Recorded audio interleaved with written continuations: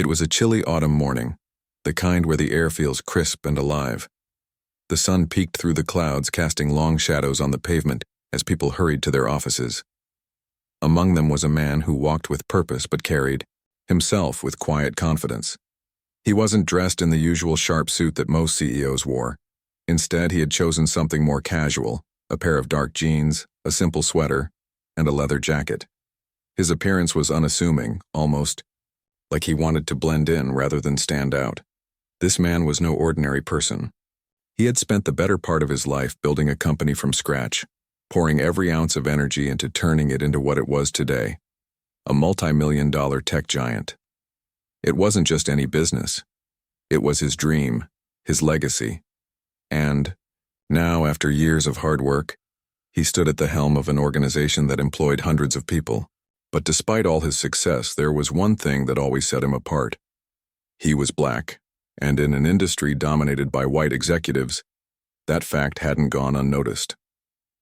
On this particular day, he decided to do something different. He didn't announce his arrival or schedule meetings ahead of time. Instead, he chose to show up unannounced, hoping to get a glimpse of how things were running on the ground level. No entourage, no fanfare, just him, walking through the doors of his own company like any other visitor. As he approached the front desk, the receptionist barely looked up. She was busy typing away on her computer, her face illuminated by the glow of the screen.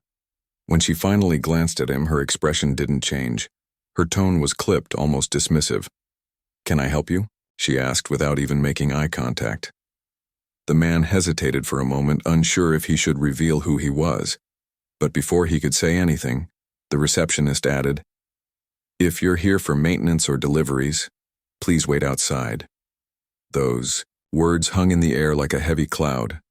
For a split second, the man felt a sting of embarrassment, anger, and disbelief all rolled into one. Here he was, standing in the lobby of a building he owned, being told to wait outside because of how he looked. It wasn't the first time someone had underestimated him based on his appearance, but this time, it hit differently. This was his company, the place he had poured his heart and soul into, and yet he was treated like an outsider. Instead of reacting impulsively, the man took a deep breath and nodded. Without saying a word, he turned around and stepped back. Outside. There was no point in arguing or explaining himself right then. If anything, this moment gave him clarity. Something about the way the receptionist spoke to him felt familiar, like a reflection of a deeper issue within the company. He needed to understand what was going on, and the only way to do that was to observe quietly. From a nearby bench, the man watched as employees trickled into the office. Some greeted each other warmly, exchanging pleasantries before heading inside. Others seemed distracted, scrolling through their phones or sipping coffee while they waited for the elevator. At first glance, everything appeared normal, but the longer he sat there, the more cracks began to show. He noticed small things that might have gone unnoticed if he hadn't been paying attention. Conversations between colleagues were brief and transactional, lacking warmth or genuine connection. Laughter was rare, and when it did happen, it sounded forced, almost like people were trying too hard to appear happy. Even the body language of the employees told a story. Shoulders were tense, eyes avoided direct contact, and smiles were fleeting. Something wasn't right. As he observed, memories came flooding back of the early days of the company. Back then, the atmosphere was completely different. People were excited to come to work. They collaborated freely, shared ideas openly, and celebrated each other's successes. It was a place full of energy and passion, where everyone felt like they were part of something bigger than themselves. But now it felt like a factory. Employees moved like robots, completing tasks without enthusiasm or joy. It was clear that somewhere along the way, the spirit of the company had been lost. The question was, why? Sitting on that bench, the man couldn't shake off the feeling that this wasn't just about the receptionist mistaking him for someone else. It was symbolic of a larger problem, a disconnect between leadership and the rest of the team. Over the years, he had entrusted the management team with running the day-to-day operations, believing they would uphold the values he had instilled in the company. but seeing it firsthand made him realize that trust might have been misplaced. As he scrolled through emails on his phone, he stumbled upon recent employee feedback surveys. They painted a grim picture.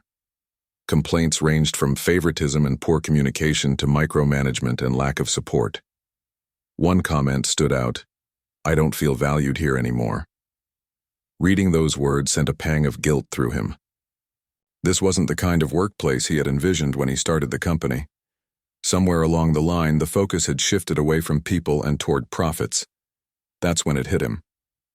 If even Har, the CEO, could be dismissed so easily based on assumptions about his appearance, what kind of treatment were others facing? What kind of environment were his managers creating? The answers weren't pretty, but they were necessary. Sitting there watching the comings and goings of his own company, the man knew one thing for certain: changes needed to be made, and he was going to start by addressing the root of the problem. The man sat on the bench outside his office building, watching the world go by. The crisp autumn air carried the faint smell of fallen leaves, and the occasional breeze made him pull his leather jacket tighter around himself. He wasn't cold, though. His mind was racing, replaying the scene from just moments ago: the receptionist's dismissive tone, her refusal to even look at him properly. It gnawed at him, not because he cared about being treated like someone important, but because it revealed something deeper, something troubling. As he continued to observe the flow of employees entering the building, a sinking feeling settled in his chest. He had always prided himself on creating a workplace that was different, a place where people felt valued, respected, and empowered. But now, sitting here as an invisible observer, he realized how far they had strayed from that vision. He noticed the way people interacted, or rather didn't interact. Employees walked past each other without so much as a nod or a smile. Conversations were brief, clipped, and transactional. There was none of the warmth or camaraderie he remembered from the early days of the company. Back then, the office buzzed with energy. People laughed together, brainstormed ideas freely, and genuinely enjoyed each other's company. Now it felt sterile, almost robotic. Everyone seemed to be going through the motions, checking boxes instead of connecting. It wasn't just the lack of personal connection that bothered him. It was the underlying tension. He could see it in the way shoulders hunched slightly as people walked, their heads down, avoiding eye contact. He noticed the forced smiles when someone did attempt to engage in conversation, the hesitation before speaking up. This wasn't the kind of environment where creativity thrived or innovation flourished. This was a place where people came to work, clocked in their hours, and left as quickly as possible. Curious to dig deeper, the man pulled out his phone and started scrolling through old emails. He stumbled upon recent employee feedback surveys, something he hadn't paid much attention to lately, trusting the management team to handle such matters. As he read through them, his heart sank. The responses painted a bleak picture. Words like micromanagement, favoritism, and toxic culture appeared repeatedly. One comment stood out: "I used to love working here, but now I feel like just another number." That sentence hit him hard. A wave of guilt washed over him. When had things changed so drastically? How had he let this happen under his watch? He had built this company with the intention of fostering a sense of belonging, a space where everyone felt like they mattered. Yet, reading these responses made it clear that many employees no longer felt that way. They felt undervalued, unheard, and unappreciated. But what struck him most was the recurring theme of leadership, or rather, the lack of effective leadership. Several comments pointed fingers at the management team, accusing them of playing favorites, shutting down ideas, and failing to communicate openly. Some employees mentioned feeling intimidated or belittled during meetings, while others said they didn't trust their managers enough to voice concerns. It all added up to one glaring truth. The problem wasn't just with the receptionist who had mistaken him for someone else. It ran much deeper.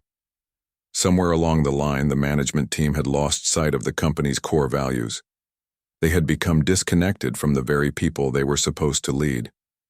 And if the leaders weren't living up to the standards he had set, how could anyone else? Sitting there, The man began to reflect on his own role in all of this. Over the years, he had taken a step back from day-to-day operations, delegating responsibilities to those he trusted. He thought he was giving them the freedom to grow and make decisions. But now he realized that stepping back too much had allowed cracks to form. Without his presence to guide and hold people accountable, the culture had shifted. What once felt like a family had turned into a hierarchy, with power concentrated in the hands of a few, and those few were using it poorly. His thoughts drifted back to the incident with the receptionist. At first glance, it seemed like a small mistake, an isolated moment of misjudgment. But now, he saw it as a symptom of a larger issue. If someone walking into the building could be judged solely based on appearance, what did that say about the values permeating the organization? Respect, inclusivity, and fairness weren't just words to be plastered on posters or mentioned in mission statements. They were principles meant to guide behavior every single day. Clearly, those principles had been forgotten. The more he thought about it, the angrier he became, not at the receptionist, but at himself and the system he had allowed to crumble. He had worked too hard, sacrificed too much to let his company devolve into this. He owed it to his employees, to his vision, and to himself to fix it. By the time he stood up from the bench, his resolve was firm. He couldn't ignore what he had seen and heard any longer. Something had to change, and it had to start at the top. The management team, the same group of people he had entrusted with leading the company, had failed. They had created an environment that stifled creativity, discouraged collaboration, and alienated employees. And for that, they would have to answer. As he straightened his jacket and walked back toward the entrance of the building, the man knew exactly what he needed to do. He wouldn't confront them right away, that would come later. First, he needed to gather more information to confirm what he already suspected. But one thing was certain: the days of complacency were over. It was time to take action, to remind everyone what this company was truly about. With each step closer to the glass doors of the building, his determination grew stronger. He wasn't just a CEO returning to his office. He was a leader preparing to reclaim his company. Whatever happened next, he vowed to make sure it would leave a lasting impact, for better or worse. By the time the man walked back into the building, his mind was a whirlwind of emotions: anger, frustration, determination, and even a tinge of sadness. He had spent years building this company from the ground up, pouring every ounce of energy into creating something meaningful. But now, standing in the lobby of his own headquarters, he felt like a stranger in a place that should have felt like home. The weight of responsibility pressed down on him, but instead of letting it crush him, he used it as fuel. This wasn't just about fixing problems. It was about restoring trust, rebuilding culture, and reminding everyone, including himself, what this company stood for. He took the elevator to the executive floor, his jaw set firmly, his steps deliberate. When the doors opened, he didn't hesitate. He walked straight toward the boardroom where the weekly leadership meeting was already underway. Through the glass walls, he could see the familiar faces of his senior management team seated around the large oval table. They were deep in discussion, laptops open, papers scattered, coffee cups steaming. None of them noticed him standing outside until he pushed the door open without knocking. The room fell silent almost instantly. Heads turned, eyes widened, and for a moment, no one said a word. Then slowly, awkward greetings began to trickle out. Good morning," one of them stammered. Another quickly added, "We weren't expecting you today." Their voices carried a mix of surprise and nervousness, as if they'd been caught doing something wrong. The man didn't respond immediately. Instead, he walked over to the head of the table, pulled out the chair, and sat down. His calm demeanor masked the storm brewing inside him. For a few seconds, he simply looked at each of them, studying their expressions. Some avoided his gaze altogether, while others tried to smile nervously. Finally, he spoke, his voice steady but firm. "I came here today expecting to see a thriving team working together to uphold our values," he began, leaning forward slightly. "Instead, I found division, disengagement, and disrespect. Not just toward me, but toward every person who walks through those doors. His words hung heavy in the air. No one dared to interrupt. The silence was deafening, broken only by the faint hum of the air conditioning. He paused, letting his message sink in before continuing. You've lost sight of what matters most, he said, his tone unwavering. Leadership isn't about power, it's about service. And clearly none of you are serving this company anymore. The tension in the room was palpable. One of the executives cleared their throat, attempting to break the ice. Look, I understand your concerns, he started, fumbling for words. But we're doing the best we can with the resources we have. Running a company this size isn't easy. The man raised an eyebrow, unimpressed. Is that so? Because from where I'm standing, it doesn't look like you're trying at all. In fact, it looks like you've given up. Another member of the team chimed in, her voice tinged with defensiveness. That's not fair. We've been managing everything according to plan. Revenue is up, projects are on schedule, and what? He interrupted sharply. At what cost? Do you think numbers tell the whole story? Have any of you stopped to ask how people are feeling, how they're coping, or do you only care about spreadsheets and deadlines? The room fell silent again. It was clear that none of them had an answer, or maybe they just didn't want to admit the truth. Either way, the man had heard enough. He leaned back in his chair, folding his arms across his chest. Let me make one thing crystal clear, he said, his voice cutting through the stillness like a knife. Effective immediately, I am dissolving this management team. Gasps erupted around the table. Chairs scraped against the floor as some of the executives shot to their feet, their faces flushed with shock and disbelief. You can't be serious, one of them blurted out. Another shook his head vehemently. This is outrageous, you can't just fire us all. Oh, I can, the man replied coolly, and I am. Consider this my wake-up call, for all of you, and for the entire organization. For a moment, chaos reigned. Voices overlapped, protests filled the air, and accusations flew back and forth. But amidst the noise, the man remained calm, almost unnervingly so. He let them vent, knowing that this reaction was inevitable. After all, change rarely came without resistance. Once the initial wave of outrage subsided, he raised a hand to signal for quiet. I didn't come here to argue, he said evenly. I came here to act. What I saw today, both outside this building and inside it, was unacceptable. Employees feel undervalued, unheard, and disrespected. That's on you. Every decision you've made, every policy you've implemented has contributed to this toxic environment, and I won't stand for it. One of the executives, a woman who had been relatively quiet until now, finally spoke up. Her voice trembled, slightly, but there was sincerity in her words. Okay, fine. Maybe we haven't been perfect, but firing us all? Isn't that a bit extreme? Who's going to run the company? The man gave her a long, measured look. That's exactly the problem, he said. You think running a company means controlling it. It doesn't. Running a company means empowering others, building a culture where people feel valued, respected, and inspired to do their best work. Clearly, none of you understand that. So yes, you're fired. All of you. The finality of his statement left no room for argument. Slowly, reluctantly, the executives began gathering their belongings. Some muttered under their breath, others stormed out in anger, slamming the door behind them. But as the last person exited the room, leaving him alone at the table, the man allowed himself a small sigh of relief. It was done. The first step had been taken. He knew this decision wouldn't be easy to explain to the rest of the company. There would be questions, rumors, and probably some backlash. But he also knew it was necessary. Sometimes drastic measures were required to shake things up, to force people to confront uncomfortable truths. By removing the leadership team entirely, he was sending a clear message. The old ways of doing things were over.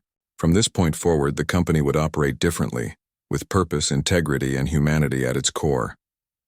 As he sat there in the empty boardroom, staring at the polished surface of the table, the man allowed himself a moment of reflection.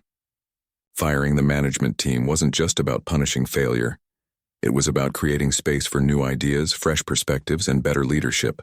He had faith that the right people were already within the company. They just needed the opportunity to step up and shine. With renewed determination, he stood up, straightened his jacket, and headed for the door. The road ahead wouldn't be easy, but he was ready. Ready to rebuild, to restore, and to remind everyone why this company existed in the first place. As he stepped back into the hallway, he felt a strange sense of hope, a belief that change, though difficult, was possible. And he was going to lead the charge.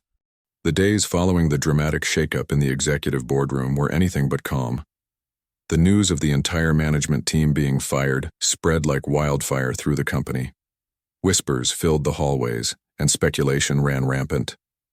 Some employees cheered quietly, feeling vindicated after years of frustration.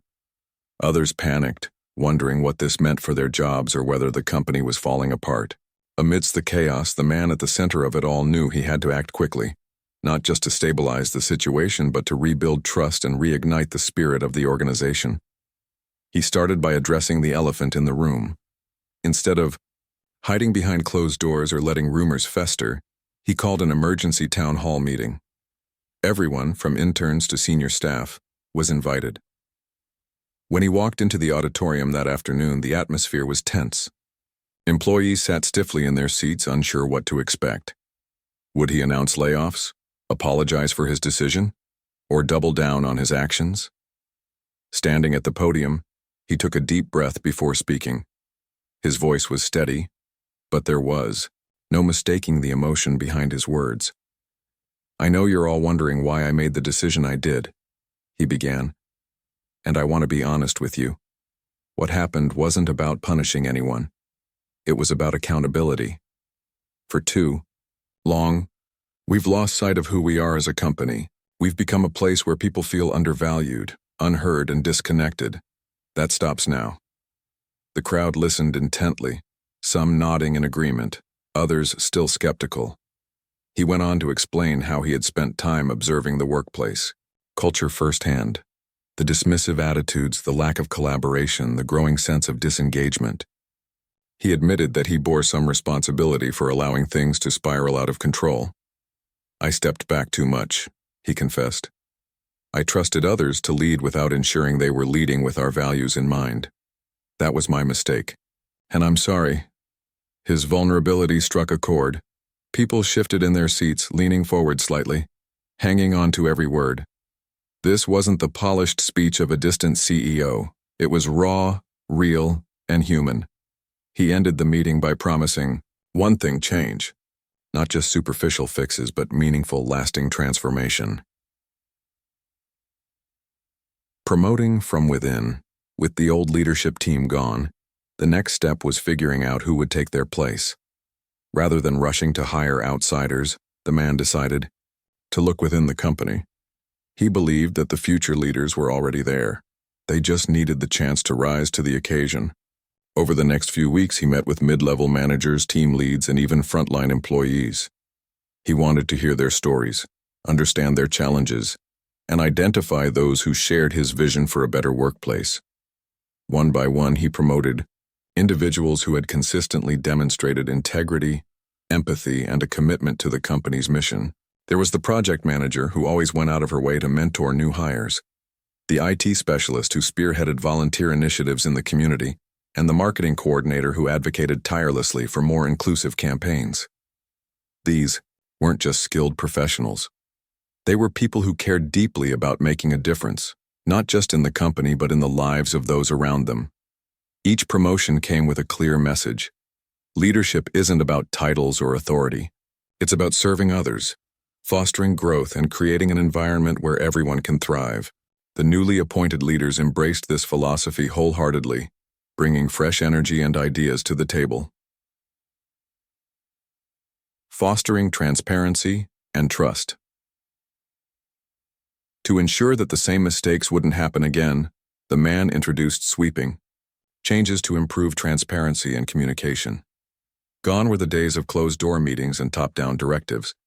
In their place, he implemented regular check-ins, open forums, and anonymous feedback channels where employees could voice concerns without fear of retaliation. He also made himself more accessible. Every Friday afternoon, he hosted Coffee with the CEO sessions, a casual opportunity for employees to share thoughts, ask questions, or simply chat. At first, people were hesitant, unsure if he genuinely wanted to listen. But over time, they warmed up, realizing that he truly valued their input. These conversations became a cornerstone of the new company culture, bridging the gap between leadership and the rest of the team. Building a culture of belonging. One of the biggest shifts came when the man hired a Chief Culture Officer, AER, role dedicated entirely to nurturing the company's core values. Together, they launched initiatives aimed at empowering underrepresented groups within the organization. Employee resource groups, ERGs, sprang up, offering support networks for women, minorities, LGBTQ+ individuals, and other marginalized communities. Mentorship programs paired seasoned employees with newcomers, helping them navigate career paths and build confidence. Perhaps the most impactful change was the emphasis on celebrating diversity, not as a checkbox exercise but as a source of strength. Monthly cultural events highlighted different traditions, cuisines, and histories, turning the office into a vibrant tapestry of experiences. Employees began to see each other not just as coworkers, but as unique individuals with rich backgrounds and perspectives. Seeing progress. Slowly but surely, the workplace transformed. The once tense atmosphere gave way to laughter and collaboration. Teams worked together more openly, sharing ideas without fear of judgment. Projects that had stalled due to bureaucracy suddenly gained momentum as silos broke down.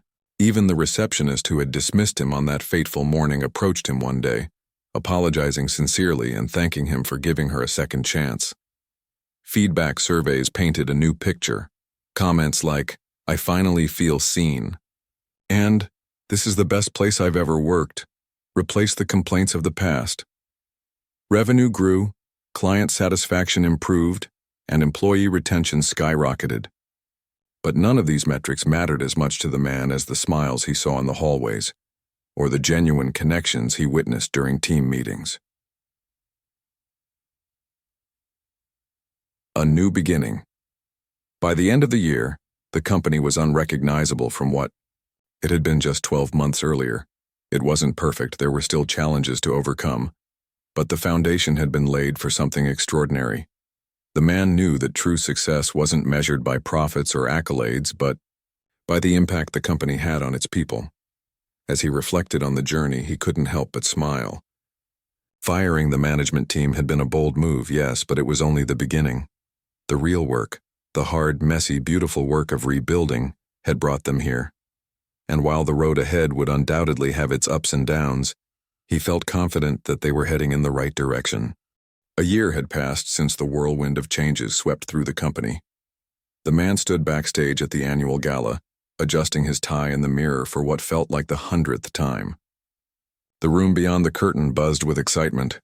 Laughter, clinking glasses, and snippets of conversation floated through the air. It was a far cry from the tense, muted atmosphere he'd witnessed just 12 months ago. Back then, the idea of hosting such a lively event seemed almost unimaginable. But tonight the energy was electric and the pride in the room was palpable. He took a deep breath, smoothing out his jacket before stepping onto the stage. As the spotlight hit him, the applause erupted, a thunderous wave that filled the entire hall. Employees rose to their feet, cheering not just for the success they'd achieved, but for the journey they'd taken together. For a moment, the man simply stood there soaking it all in. This wasn't just recognition of business milestones. It was a celebration of resilience, unity, and the power of people coming together to create something meaningful. Reflecting on the journey, once the applause died down, he stepped up to the microphone, smiling warmly at the sea of faces before him. "A year ago," he began, his voice steady but tinged with emotion, "we faced a turning point. Things weren't working. People weren't happy. And if I'm being honest, I wasn't sure how we'd get through it. The crowd grew quiet, hanging on every word. He went on to recount the events of the past year, the tough decisions, the sleepless nights, the moments of doubt and uncertainty. Firing the management team wasn't easy, he admitted. It wasn't popular either, but it was necessary. We couldn't keep doing things the way we always had if we wanted to move forward. He paused, letting his gaze sweep across the audience. Some nodded knowingly, while others wiped away tears. They had lived through those turbulent times, too. They understood the weight of what he was saying. But look at us now, he continued, his tone shifting to one of pride. We've shattered records, earned industry awards, and proven that innovation thrives when people feel valued.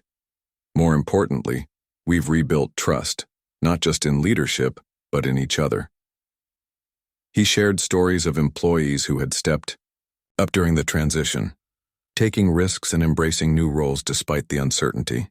There was the young graphic designer who pitched an unconventional marketing campaign that ended up going viral, boosting brand awareness overnight. Or the customer service rep who suggested a simple tweak to the feedback process, leading to higher client satisfaction scores.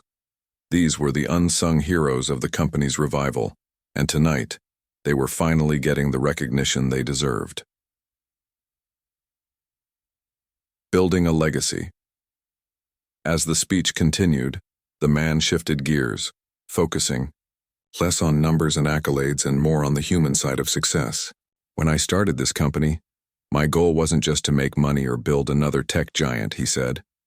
I wanted to create a place where people could belong, a place where everyone felt empowered to bring their whole selves to work. He talked about the importance of representation, inclusion, and empathy in shaping the company's culture. We're not perfect, he acknowledged, and we never will be. But what sets us apart is our willingness to grow, to listen, and to adapt. That's what makes us strong. He pointed to specific initiatives that had made a difference. Mentorship programs pairing experienced leaders with rising talent, workshops focused on mental health and well-being, and partnerships with local organizations to give back to the community. Each effort was designed to remind employees that they mattered, not just as workers but as individuals with dreams, struggles, and potential. One anecdote stood out above the rest. Earlier that week, he'd received a heartfelt email from an employee thanking him for the changes. She wrote about how, after years of feeling invisible, she finally felt seen and supported. Her words echoed in his mind as he spoke. That's why we do this, he told the crowd. Not for profits or press releases, but for moments like these. Moments where someone realizes they're valued, capable, and part of something bigger than themselves. A lesson learned.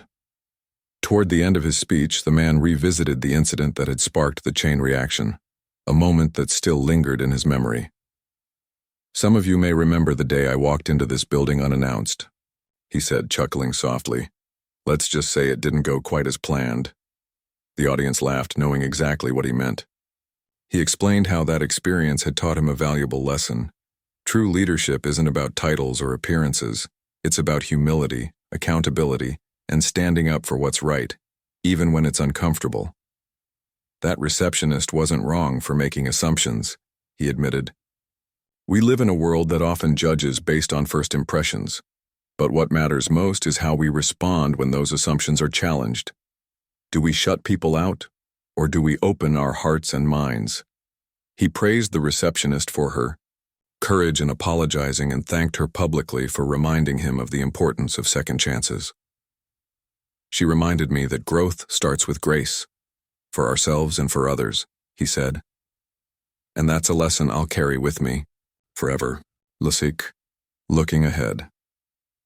Before wrapping up, the man turned his attention to the future. This isn't the end of our story, he declared. It's just the beginning. There will be challenges ahead, I guarantee it. But if there's one thing I've learned this past year, it's that we're stronger together. When we lead with compassion, communicate openly, and support one another, there's nothing we can't achieve. He concluded with a call to action, urging everyone in the room to continue championing the values that had brought them this far. Let's keep pushing boundaries, breaking barriers, and lifting each other up. Because at the end of the day, our legacy won't be defined by what we built. It'll be defined by how we made people feel. As he stepped away from the podium, the applause returned, louder and more heartfelt than before. Employees hugged one another, snapped photos, and whispered words of gratitude. The night stretched on, filled with music, laughter, and memories that would last a lifetime. A quiet moment. Later, as the gala wound down, the man found himself alone on the balcony overlooking the city skyline. The lights twinkled below, a reminder of how far they'd come and how much further they could go. He pulled out his phone and scrolled through old photos, stopping at one taken during the early days of the company. In it, a small group of employees stood shoulder to shoulder, grinning ear to ear, their eyes full of hope and possibility. For a moment, he allowed himself to reflect. So much had changed since then. The company had grown, evolved, and transformed in ways he never could have imagined. Yet at its core, it remained the same. A place built on passion, perseverance, and people. As he slipped the phone back into his pocket, a gentle breeze rustled his tie. He smiled, feeling a sense of peace wash over him. The road ahead wouldn't always be smooth, but he knew one thing for certain. As long as they stayed true to their values, they'd find their way.